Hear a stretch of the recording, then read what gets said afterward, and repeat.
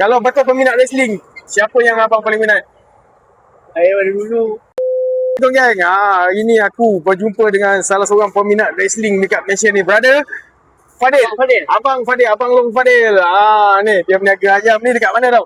Dekat depan Masjid Jamek Taman Peling. Warga Johor Bahru yang nak support brother ni boleh datang dekat depan Masjid Taman Peling ni. Masjid Jamek Taman Peling dekat depan ni. Abang berniaga apa je bang? Jaga ayam kerinting. Ayam kerinting. Si ayam. Si ayam. Kalau beli ni dapat ni Dengan sos sekali. dengan sos free lah tu. Homemade. Bukan add-on kan lah? Kan. Ya, okey, mantap. Okey, lagi ni dah nak habis dah. Aku pun datang petang je. Ni peha ayam Ayam. Peha ayam. Ni ayam goreng. Ayam goreng spicy. Tinggal ketul satu. Tinggal satu je ayam.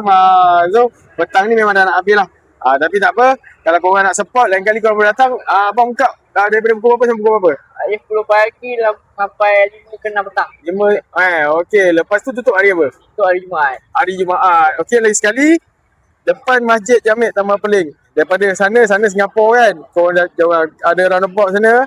Flyover sana. Korang masuk dekat sini. Masuk jumpalah brother kita ni. Jual ayam goreng crispy.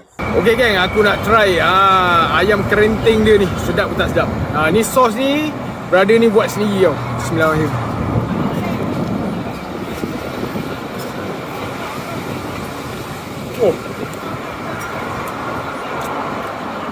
Sedap.